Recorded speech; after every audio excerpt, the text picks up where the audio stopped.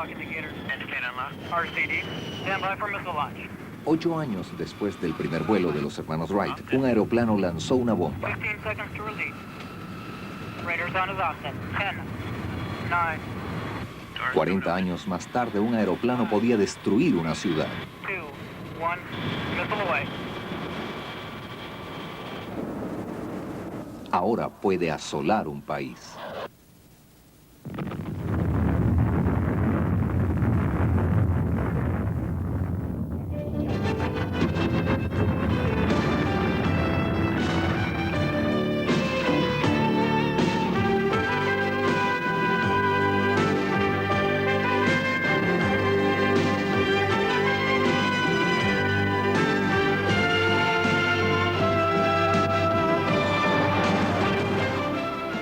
A la conquista de los cielos. Los bombarderos.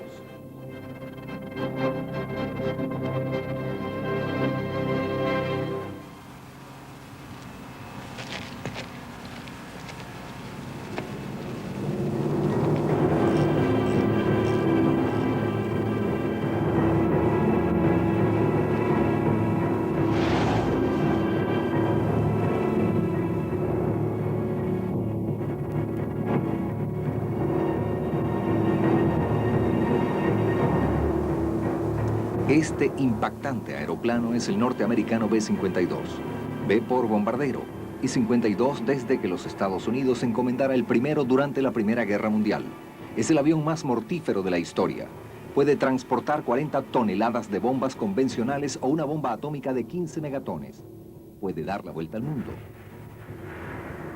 Es el representante supremo del poder aéreo. El bombardero estratégico.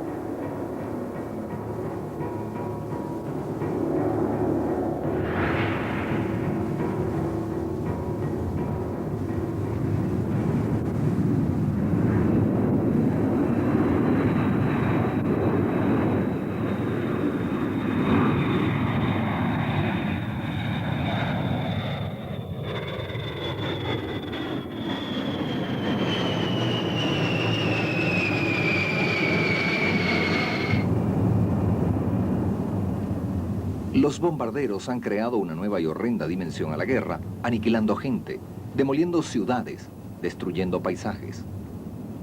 El bombardero convencional alcanzó su clímax durante la guerra de Vietnam.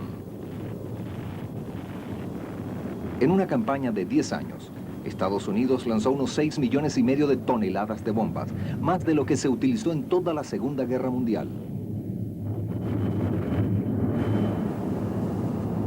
Se utilizó todo tipo de bomba. Cada tipo de bombardero voló. El bombardero de batalla, llamado por radio en apoyo a las tropas en el campo, que lanzaba sus bombas de napalm a solo metros de sus propias tropas.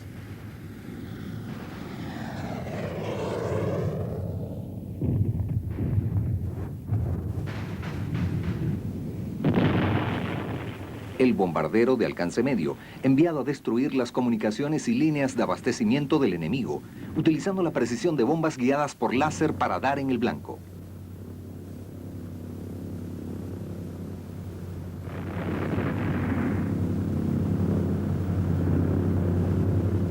Y el más terrible de todos, el bombardero estratégico, el conocido B-52.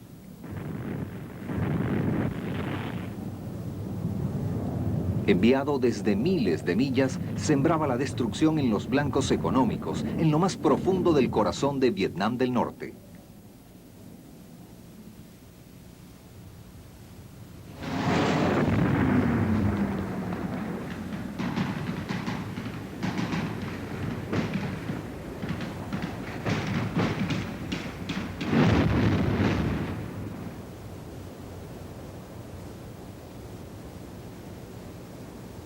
El efecto de estos bombardeos en sus víctimas fue espeluznante. Un soldado de Vietnam del Norte se rindió ante nosotros. No lo habíamos visto en la trinchera durante más de 2 minutos, cuando uno de nuestros jets nos sobrevoló a cierta distancia de la colina. Entonces, este hombre literalmente se disolvió en temblores y reacciones incontrolables solo por el sonido de ese jet sobre él. Descubrimos, por ejemplo, que si dábamos una palmada, él defecaba parado allí. Él estaba psicológicamente destrozado por el bombardeo continuo. Solo 30 años separaron a Vietnam de la guerra que experimentó primero el gran impacto del bombardeo estratégico. Fue en 1936, en la Guerra Civil Española, y fue la Fuerza Aérea Alemana, la Luftwaffe, la que demostró el poder del bombardero como arma de terror en blancos civiles.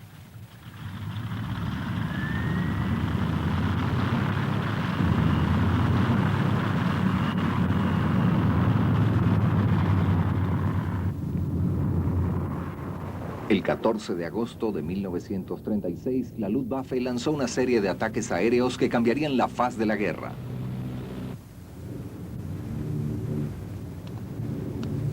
Las ciudades españolas tomadas por los republicanos serían el campo de pruebas de esta nueva clase de ofensiva. Madrid fue el primer blanco.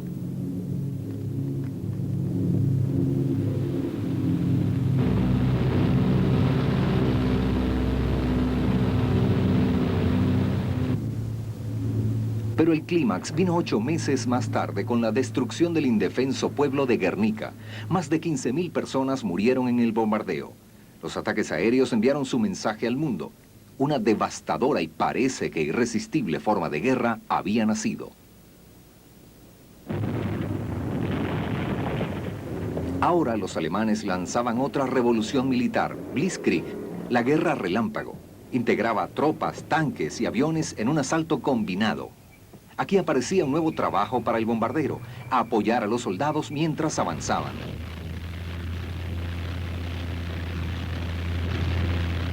Como el Stuka, bombardero de ataque en picada cuyo chillido daba escalofríos al corazón más valeroso.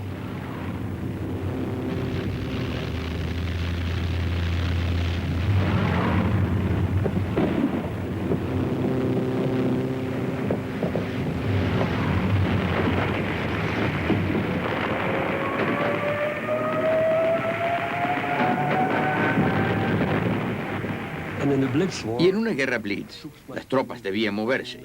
Y si la tropa de avanzada encontraba un obstáculo que no podía superar, entonces la Fuerza Aérea enviaba un escuadrón o un grupo de Stukas. Por esta razón, en el primer auto armado iba un piloto Stuka como oficial de contacto. Y él estaba en contacto radial con el líder del grupo Stuka que atacaba. Gracias a este contacto, era posible lanzar bombas, a veces a menos de cientos de metros de nuestras propias tropas. Se debe tener sangre fría para hacerlo, y si no se puede tenerla bajo condiciones extremas, usted puede ser un tipo agradable, incluso un buen piloto, pero no para este trabajo.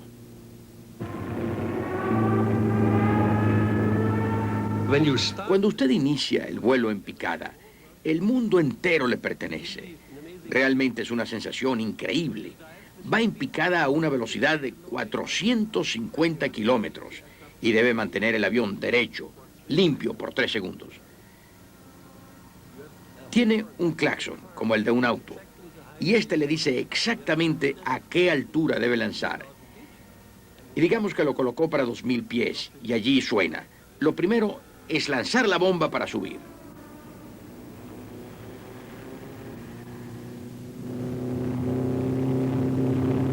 Tan pronto como esté a nivel, usted aplica el máximo poder. Claro, porque ahora corre por su vida.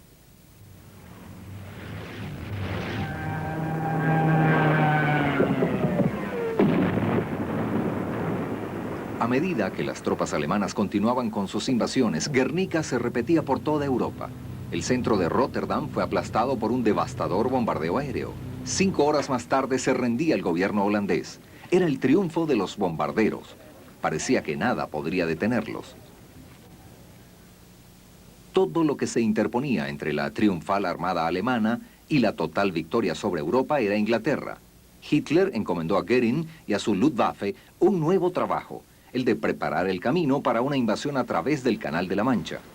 Lo que necesitaba no era una fuerza aérea de apoyo, sino una que pudiera encontrar y destruir puntos estratégicos claves en Gran Bretaña.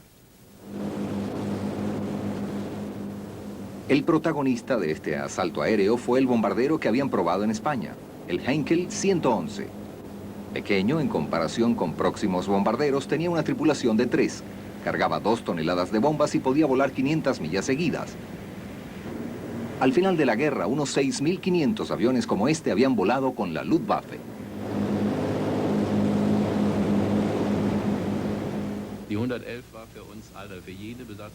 El Heinkel 111 era para nosotros, para la tripulación que lo volaba, como un seguro de vida. La máquina era confiable, bien calibrada, fácil de volar. Cualquiera en un Junkers 88, por ejemplo, o cualquier otro avión más complicado, tendría más problemas de los que tuvimos en el Heinkel 111.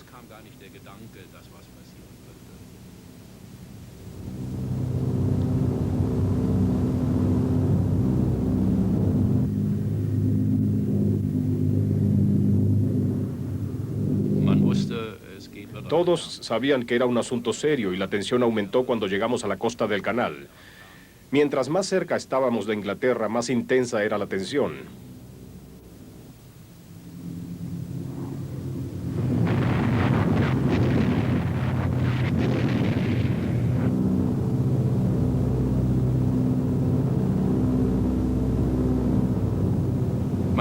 Nadie hablaba mucho. Uno solo decía, derecha, derecha, derecha, o izquierda, izquierda, izquierda. Mantente ahí. Ahora estoy listo.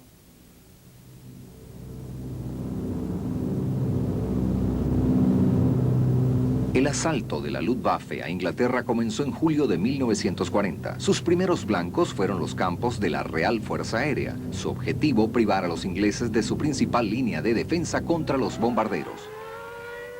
Pero ahora, la Fuerza Aérea Alemana se enfrentó a una nueva experiencia. Lejos de sus bases se encontraron con blancos defendidos.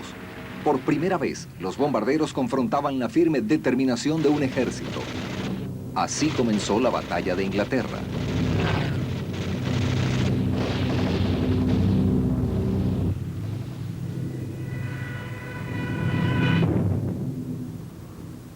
Ahora, los británicos introducían una nueva arma defensiva en la batalla, el radar. Un aparato que podía detectar objetos sólidos a distancia, transmitiendo ondas de radio y recogiendo su eco. Con el radar y otros artificios electrónicos, los defensores británicos podían encontrar la ubicación, número y alcance de los bombarderos que se acercaban. Podían entonces enviar a sus soldados en el momento más efectivo.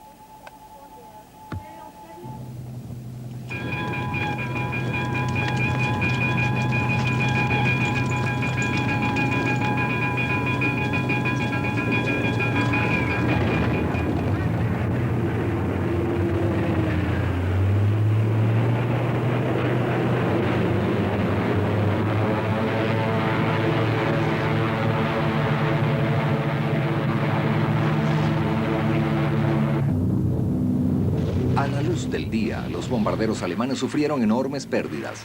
Al final del verano no habían logrado vencer las defensas británicas. El bombardero había tenido su primer revés.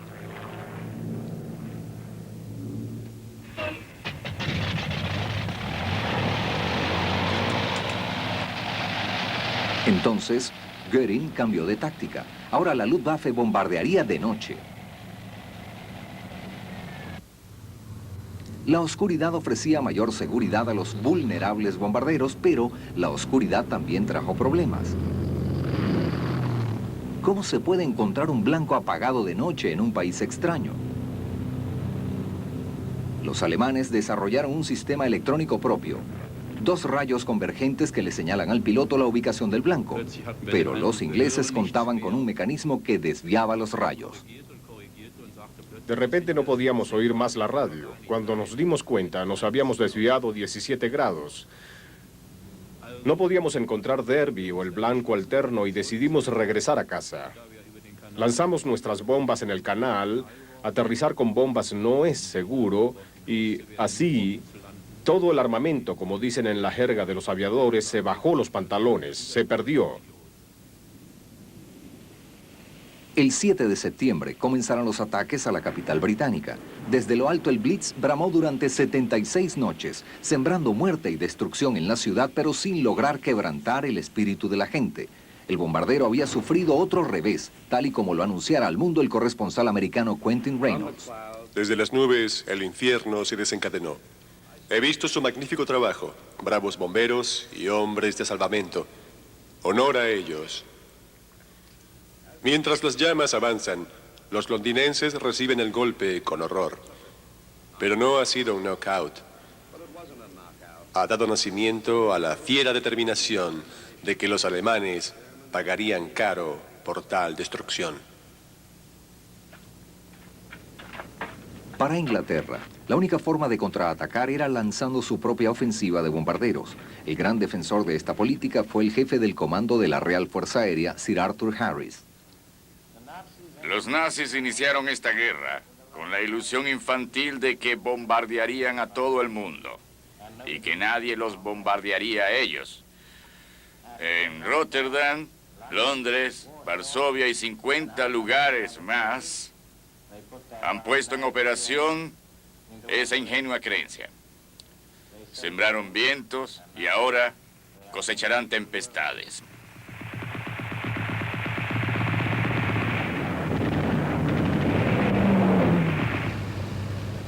El Lancaster fue el bombardero que inició la ofensiva al Tercer Reich. Tenía una tripulación de 6 o 7 e iba armado con 8 piezas de artillería. Con 10 toneladas de bombas, su alcance de 500 millas era suficiente como para volar a Alemania y regresar. La Real Fuerza Aérea aprendió en forma sangrienta lo vulnerables que eran los bombarderos pobremente armados. Así que el Lancaster tenía un armamento formidable, diseñado para repeler a las tropas y romper las defensas alemanas. Con el Lancaster, usted sentía que al menos iba a sobrevivir y que podría ser efectivo contra el enemigo. Usted veía fuego en los escapes, el bang bang cuando giraba la hélice y entonces esa enorme oleada de poder cuando se encendía. Usted lo hacía 4 veces y cada vez que las máquinas se encendían, el ruido crecía, la vibración aumentaba hasta que todo el avión se sacudía.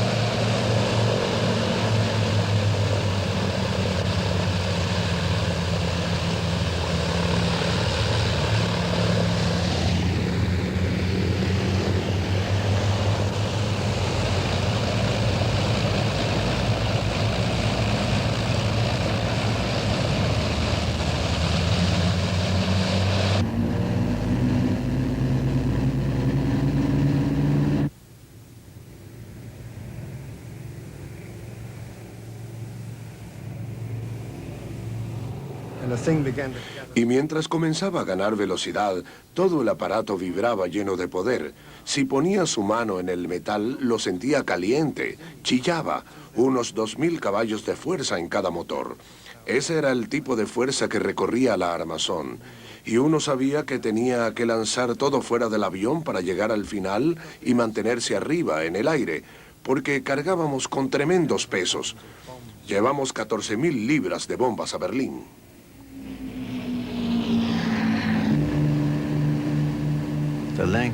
Entre los bombarderos pesados, el Lancaster fue el ganador para Inglaterra. Era un buen avión. Tenía mucha amplitud. Se podía confiar en él. Era el bombardero pesado ideal.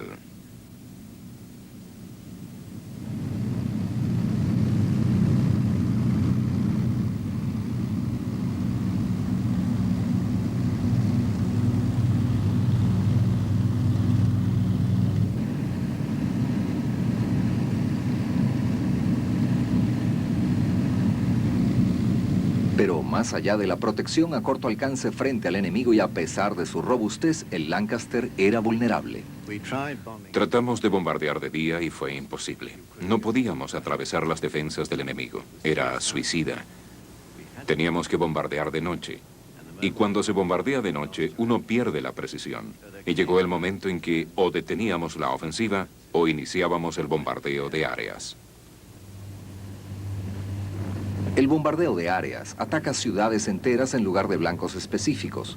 Después de la guerra, esta política fue controversial, pero para el pueblo británico en su hora más oscura, era la única vía para contraatacar. Una apropiada venganza contra el Blitz. Para las jóvenes tropas aéreas, las misiones de bombardeo sobre Europa eran mortíferamente peligrosas. En toda la guerra, solo las tropas de los U-Boot o submarinos enfrentaron riesgos superiores. Eran 30 operaciones en total. En el escuadrón en que yo estaba, tuvimos Wellingtons primero, luego Lancaster, y se enviaban entre 20 y 25 aviones por noche. En unos 14 meses creo que vi a no más de una docena de aviones explotar, finalizando el viaje. Así que la esperanza de vida no era alta. Ahora, tener conciencia de ello siempre me pareció extraordinario. Perder 80 y a veces 90 aviones por noche en total, acercándonos bastante a pérdidas del 10%, lo cual no es económico. Y, aunque mejoró después, era una perspectiva bastante dura. En esa época no teníamos los medios para saber qué ocurría con los aviones y tripulación. Simplemente desaparecían. Algunos de ellos se convertían en prisioneros, pero para nosotros se habían ido. Teníamos una reunión unas horas antes del momento del despegue. Había una pantalla al final del salón con una cortina y cuando el oficial del comando llegaba, decía: bien, muchachos, esta noche será aquí, y alaba la cuerda y la cortina se abría. Y entonces en la pared había un enorme mapa de Europa con una cinta roja que iba desde nuestra base hasta el lugar donde estaba el blanco. Y acostumbrábamos mirar primero el final de la cinta roja, y si era Berlín decíamos: oh, Dios mío, no de nuevo. Algo que me impresionaba mucho sobre estos jóvenes pilotos que volaban un avión de 4 motores era que no podían conducir un auto, porque no tenían edad para obtener la licencia cuando comenzó la guerra. Podían volar un bombardero, pero no podían conducir un auto. Usted tenía su propia tropa en tierra. Ellos se apegaban mucho a usted y usted a ellos, porque su vida también dependía de ellos. Y ellos sentían que usted se iba y ellos se quedaban. Pero usted sentía lo mismo, pues se iba también. Íbamos todos juntos y nos dispersábamos y al final este era el último momento. Probablemente no nos veríamos de nuevo. Entrábamos al avión. El artillero trasero se iba a su puesto atrás y había que ascender hasta la cabina y el resto de nosotros trepaba hasta la gran viga central del avión. Y todo esto era como la gran carrera nacional de obstáculos, porque para ese momento ya nos sentíamos algo cansados por el esfuerzo físico y supongo que por el bloqueo mental, sugiriendo que realmente este no era el lugar para uno.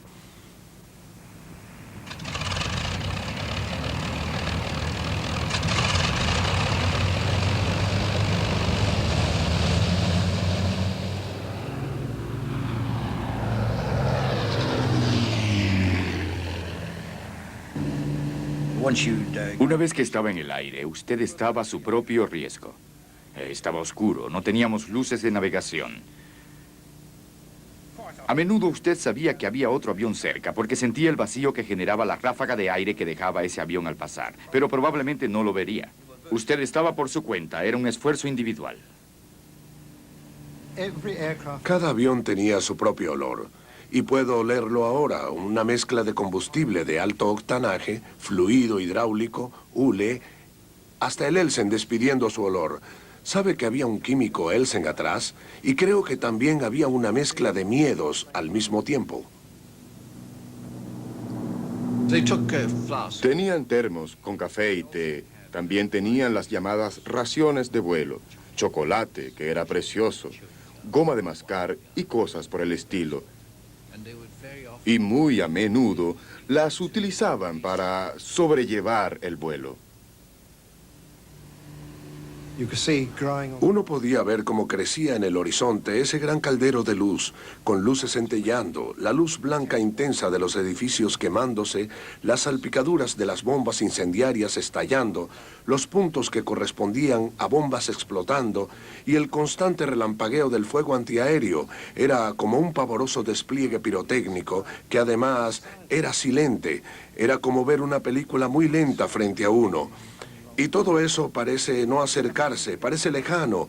Y uno piensa, Dios mío, por Dios, estamos sentados aquí. Y uno solo espera abrir las puertas de la cámara de bombas para deshacerse de la carga y salir rápido de allí. Así que uno está sentado allí como un ganso tonto esperando que algún cazador lo atrape.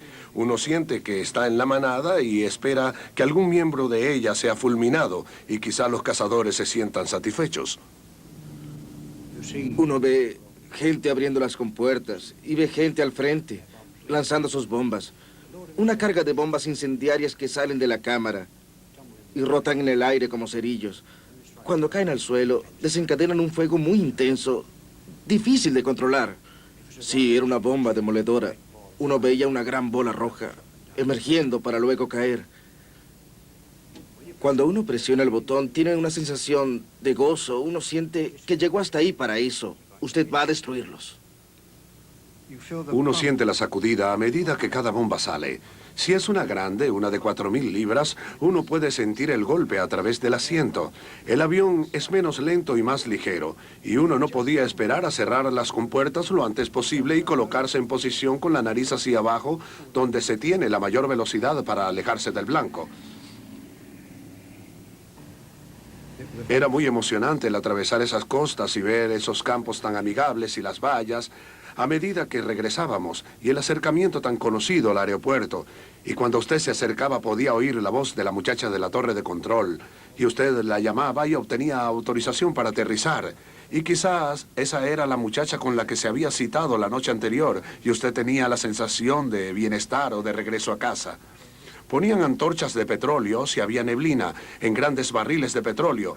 Se veía como el infierno de Dante, con esas enormes llamas ascendiendo y el humo saliendo de ellas. Pero creaban una atmósfera caliente y nebulosa, lo suficiente como para levantar la neblina y permitirnos llegar por debajo de ella. Uno experimentaba un sentimiento profundo a medida que se acercaba y sostenía el avión que iba perdiendo velocidad. Y se sentía aquel momento de quietud antes de tocar la pista. Y lo primero era el golpe y el chirrido de las llantas. No sé si el chirrido era de las llantas o de toda la gente que decía, sabe, en el último minuto estábamos aquí.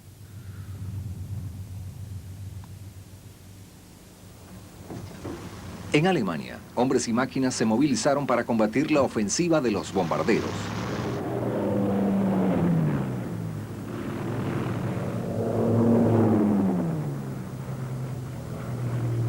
A comienzos de 1944, los alemanes lanzaron guerreros nocturnos que ocasionaron daños terribles a los escuadrones británicos. En un bombardeo en Nuremberg, 108 bombarderos fueron derribados.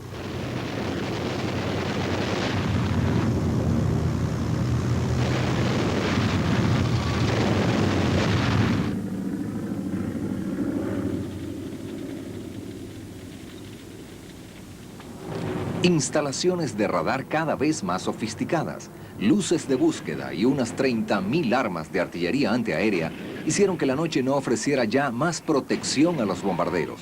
La ofensiva británica titubeó. Solo la supremacía aliada en el cielo alemán podría asegurar la victoria.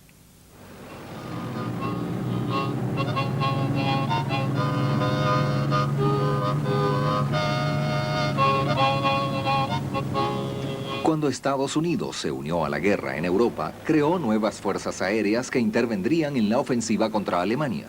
Los comandos americanos se concentraron en el bombardeo de precisión con el riesgo inherente de operar de día. Para comenzar, sus tropas estaban pobremente preparadas para este tipo de batalla cuando comenzaron.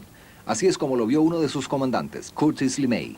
Los pilotos que tuve provenían de escuelas de aviación y solo tenían 200 horas de vuelo en aviones de un solo motor. Tuve a los bombarderos 2 semanas antes de irnos. La mitad de los pilotos vio el océano por primera vez cuando lo atravesamos. Se suponía que los artilleros habían estado en una escuela de artillería. Nunca habían accionado un arma desde un avión. Nunca volamos en formación hasta que llegamos a Inglaterra. Fue una debacle total, simplemente no podían hacerlo. El B-17. La Fortaleza Voladora era el bombardero con el cual Estados Unidos confiaba volar sin escolta aérea de día hasta el corazón de Alemania.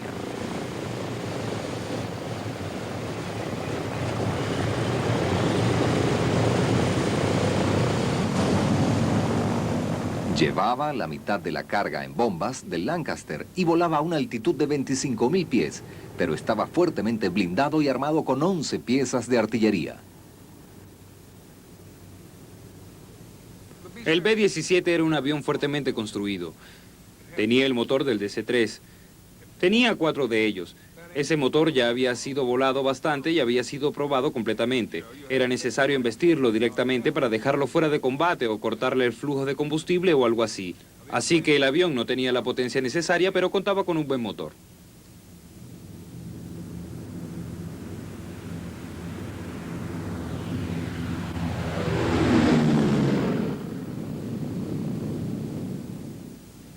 Fácil de volar, muy noble, tenía un ala gruesa y grande.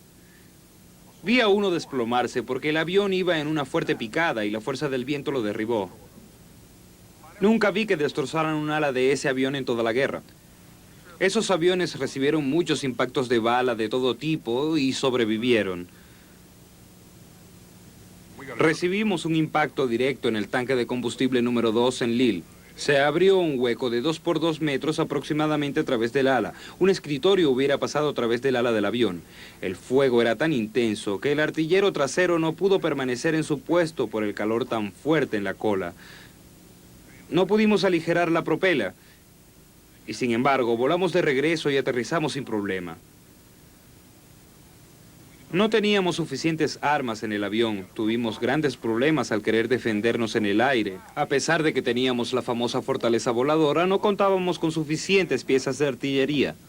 Comprendimos esto rápidamente y los alemanes supieron que no podíamos disparar hacia el frente porque las armas que estaban en el tope del avión no podían inclinarse y las de abajo no disparaban hacia arriba, así que el frente estaba desprotegido.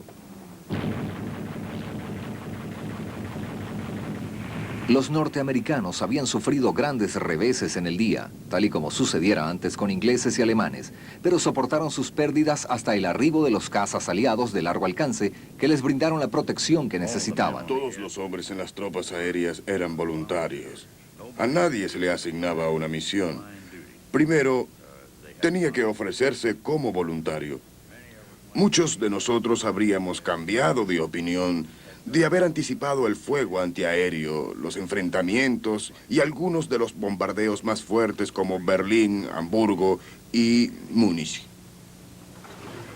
Nunca conocí a ninguna tripulación, porque simplemente los aviones salían de mañana para una misión y salíamos del hangar a verlos irse y de vez en cuando aplaudir a algún piloto que regresaba. Recuerdo que decían una plegaria y estoy seguro que los demás también la decían. No admitían que rezaban, pero si les pregunta hoy le dirán sí, lo hicimos.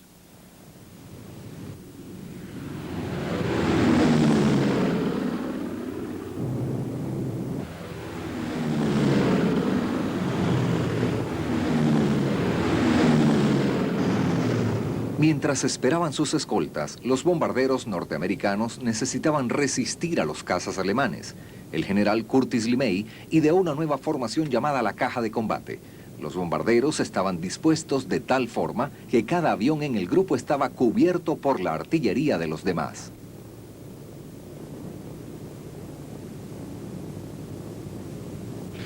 Volando a gran altitud, dependiendo sobre todo de la humedad del aire, usted podía dejar estelas tras el avión por la condensación del escape. Era una hermosa vista, pero también una vista terrorífica, porque no solo delataba su posición a los artilleros en tierra, sino que también permitía a los caza alemanes volar entre las estelas y atacarlo por la retaguardia, casi de improviso.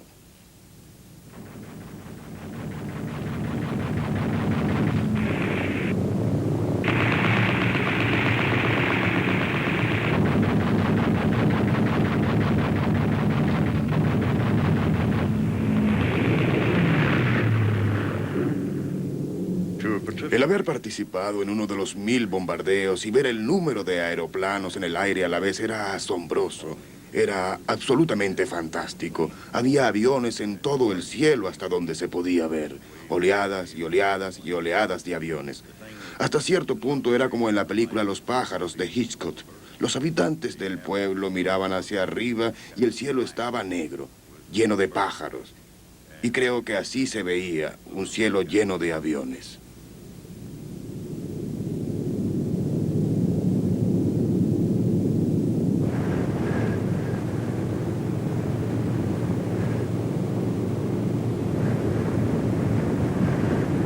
El fuego antiaéreo es atemorizante. Cuando una bomba explotaba cerca, uno sentía los fragmentos de cartucho golpeando el aeroplano. Es como granizo en un tejado de zinc. Los próximos 3 disparos podrían ser para usted. Quizás en la cabina de bombas los veíamos explotar y tenían varios colores. Tenían rojo y verde y algo de púrpura. Y era atemorizante verlo, y yo tenía miedo. No hay duda de ello. Uno ve la artillería antiaérea a través de la ventana. Uno no ve gente en tierra. Pero debe haber alguien disparando esa artillería ya. Pero uno no ve gente. Se divorcia de eso. Eso es lo que se hace.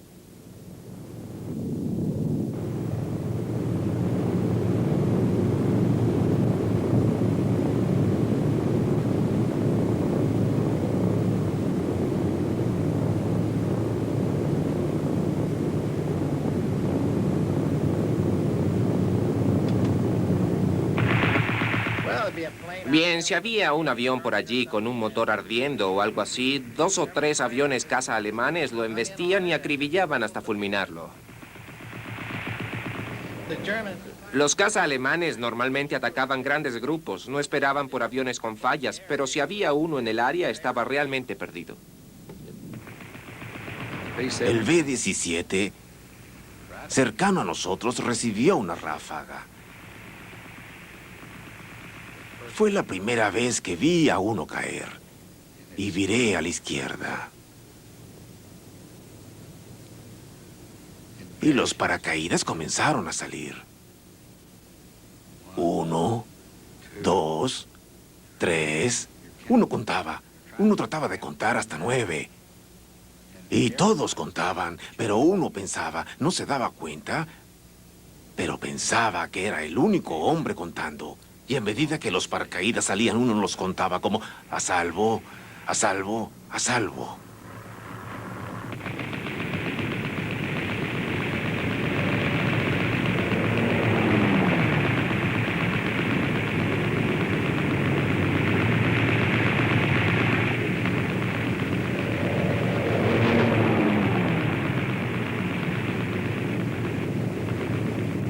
Uno pagaba un precio de admisión cada vez que iba allá. Uno iba a territorio enemigo a destruir sus recursos y ellos trataban de impedirlo. Usted iba a tener varias pérdidas. Si usted iba a pagar ese precio de admisión, era mejor obtener algo a cambio. Más le valía dar en el blanco. Y si fallaba y tenía que volver, el precio de admisión era como el doble de lo que había pagado la primera vez. Y esto fue lo que nos ocurrió muchas veces. 11.000 bombarderos norteamericanos volaron contra los alemanes. Casi la mitad no logró regresar.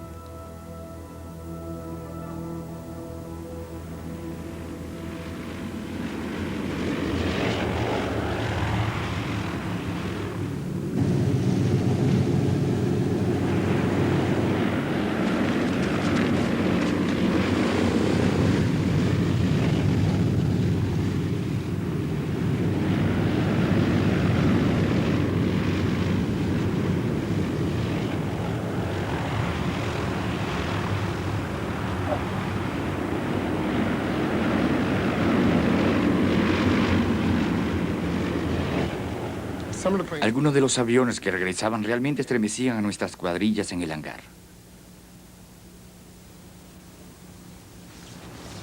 No conocíamos a ninguno de los hombres, pero más o menos podíamos sentir por lo que habían pasado. Lo que no esperábamos era entrar en un avión y quizás tener que limpiar la sangre de algún pobre muchacho herido o encontrar restos de ropa. De vez en cuando uno podía encontrar un pequeño trozo de cuerpo humano. Y tal vez nos afectaba más el no saber de quién era. De haber conocido a la gente que iba adentro, quizás habríamos sabido cómo era ese hombre. Tal vez sería más fácil de asimilar así. Pero de ese modo solo sabíamos que algún norteamericano había estado allí.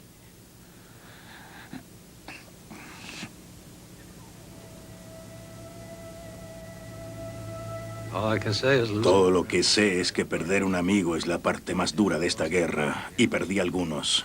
Seré honesto con usted porque estábamos muy unidos. Una tropa de combate estaba más unida que un esposo con su esposa.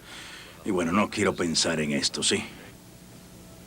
El precio en vidas humanas que pagaron los bombarderos de las fuerzas aliadas fue enorme. La Real Fuerza Aérea perdió más de 50.000 hombres, 1 de cada 7 muertos en acción en todo el Imperio Británico. Las pérdidas norteamericanas en la escena europea fueron mayores, 94.000 hombres. El costo para Alemania fue catastrófico, cientos de miles de muertes y la ruina de sus ciudades principales. En Hamburgo, la cantidad de humo y llamas era simplemente increíble. Nosotros volamos sobre Hamburgo 3 días después del bombardeo principal y se veían rastros de humo hasta donde alcanzaba la vista. El fuego aún ardía.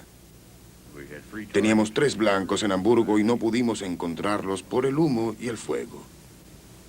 Al día siguiente del armisticio, nos permitieron volar a 600 pies y observar. Normalmente en una misión uno va a 23.000 pies y no se ve mucho, pero a 600 pies es diferente. La ciudad estaba totalmente devastada. No había calles. Quiero decir que uno no podía encontrar las calles, y todos los ladrillos y edificios se habían desplomado en las calles, y es que esto siempre permanecerá en mi memoria. Uno sabía que los civiles no habían podido sobrevivir. Pero entonces eso no nos preocupaba, pues ellos eran el enemigo. Y entonces, ¿cuál fue el logro de la ofensiva de los bombarderos en Europa? No fue como inicialmente sus campeones pensaron que sería. Los bombarderos no derrotaron a Alemania, no quebrantaron la moral del pueblo alemán, pero sí desviaron recursos hacia la defensa aérea, desde otros frentes duramente presionados. Mantuvo a muchos guerreros de la Luftwaffe atados a sus bases. Y quizás lo más importante de todo fue que por un largo periodo era la única arma que tenían los aliados para contraatacar a Alemania.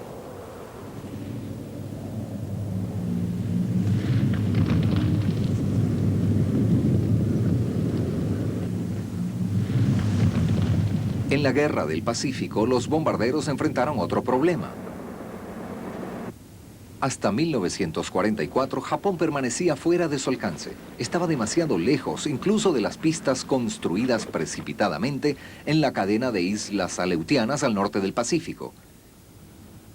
Pero entonces capturaron islas más cercanas a Japón como las Marianas y pudieron iniciar al fin la ofensiva aérea.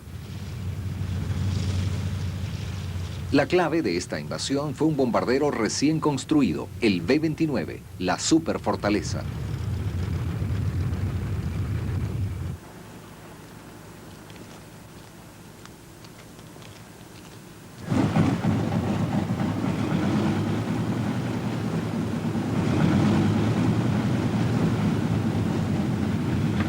El bombardero más grande y avanzado de la guerra era rápido.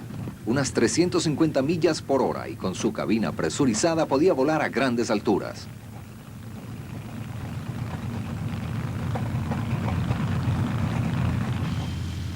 Estaba bien apertrechado. Tenía 5 torrecillas para artillería, 2 en el tope del fuselaje, 2 en el fondo y 1 en la cola. Pero sobre todo, con su alcance de unas 3.000 millas, tenían al fin un bombardero que podía atacar a Japón.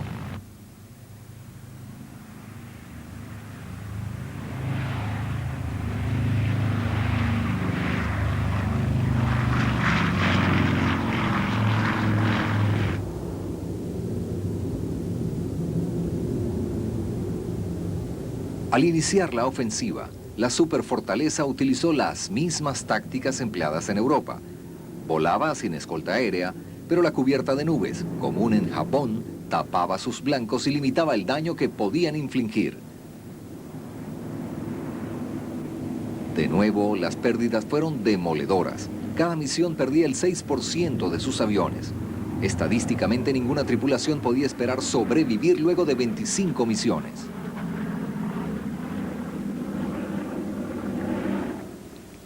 Entonces, el general LeMay llegó de Europa. Ordenó un cambio de táctica. Ahora arrojarían bombas incendiarias en lugar de explosivas. Volarían a bajo nivel en lugar de bombardear a gran altitud. En meses, la nueva política daba resultados. Primero Tokio, que cayó con un fuego devastador. Luego otras ciudades japonesas importantes fueron reducidas a cenizas. Pronto, la superfortaleza podía volar a sus anchas en el cielo japonés. Mediante la destrucción sistemática de las bases industriales para mediados de 1945, el bombardeo estratégico había puesto a Japón de rodillas. El golpe final lo asestaría una pareja de B-29. El 6 de agosto de 1945, un B-29 llamado Enola Gay, como la madre de su capitán, despegó de las Islas Marianas.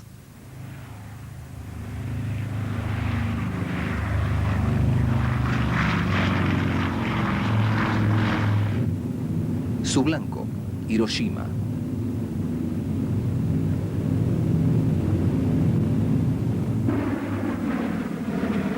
Su misión, lanzar una bomba atómica.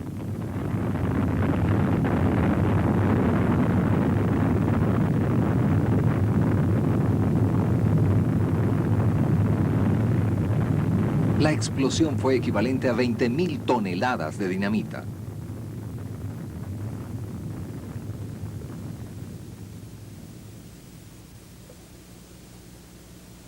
Destruyó el centro de la ciudad, matando a 78.000 personas en la explosión.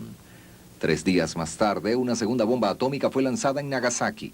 Era el nuevo terror en bombardeos. 6 días más tarde, Japón se rendía.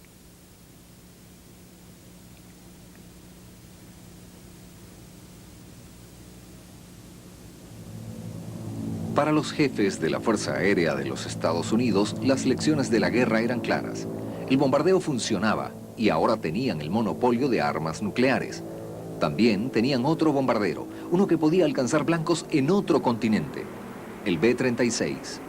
Un monstruoso aeroplano con 6 motores a hélice y 4 motores a reacción. Tripulación, habla el ingeniero. Estamos presurizados. Si no huelen ningún gas, pueden fumar.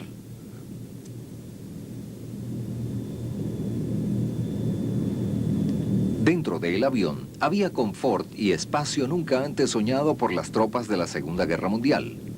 Esto abría una oportunidad única. Los jefes de la Fuerza Aérea lo captaron. Formaron una fuerza de bombardeo independiente, SAC, el Comando Aéreo Estratégico. El general LeMay fue colocado al frente de esta nueva Fuerza Aérea, cuyo trabajo era detener la agresión con la amenaza de la destrucción en masa. Pero el general no estaba contento con el estado de su nuevo comando y lo puso a prueba bajo condiciones de guerra. Ningún avión en el Comando Aéreo Estratégico culminó su misión como se esperaba. No tenían ninguna capacidad de combate. 0. Así, LeMay desarrolló el concepto de una fuerza en tiempos de paz en condiciones de tiempo de guerra, con sus bombarderos armados y listos para la acción a toda hora.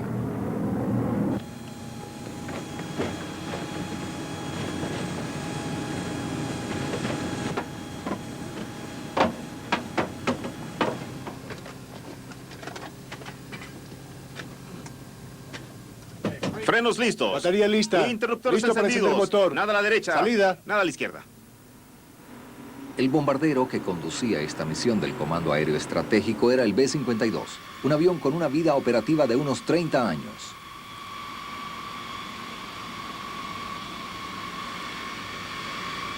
El B-52 había volado largo tiempo. Era un avión magnífico ya en los 50 cuando se fabricó. Creo que ya no nos maravilla tanto, pero aún es un aeroplano magnífico. La primera vez que entré en un B-52 parecía demasiado grande para volar.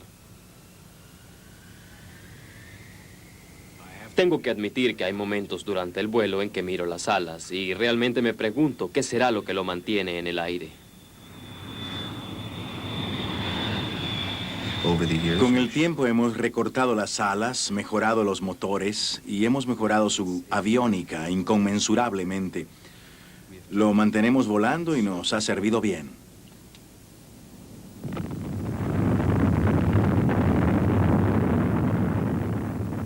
El B-52 fue el avión que lanzó la primera bomba de hidrógeno en el atolón de Bikini en 1956. Su único servicio activo tuvo lugar en Vietnam. Aquí atacó blancos defendidos. A pesar de que Estados Unidos estaba en control de los cielos, este bombardero, como sus predecesores, era vulnerable. La nueva amenaza eran los misiles. Cuando comenzamos a utilizarlo en Hanoi en diciembre de 1972, tuvimos varias pérdidas.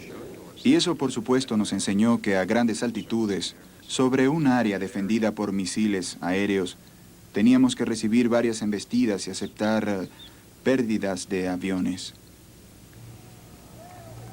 Por eso fue construido esto, el B-1. La respuesta de la Fuerza Aérea Norteamericana al reto de encontrar un bombardero que pudiese penetrar las defensas del enemigo. Es el bombardero más costoso jamás producido. Costoso por su depurada aviónica y alta tecnología. 2 toneladas de aparatos electrónicos para burlar radares enemigos y para encontrar el blanco. Por eso, 2 de sus 4 tripulantes son operadores de sistemas electrónicos. Su carga, 8 misiles nucleares u 84 bombas convencionales.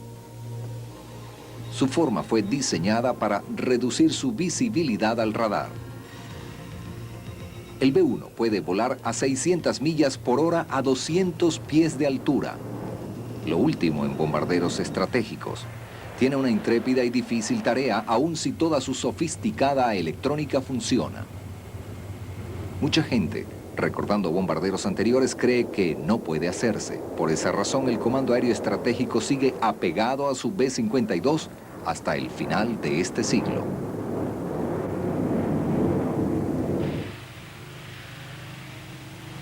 El bombardero ha cambiado la faz de la guerra. Ha hecho de cada calle y cada pueblo un frente de combate. Ha traído la destrucción en masa a una escala sin paralelo. A pesar del clamor de sus primeros campeones, no ha ganado guerras por su propio mérito. Pero su poder es tan pavoroso que sigue siendo el arma más formidable que pueda tenerse.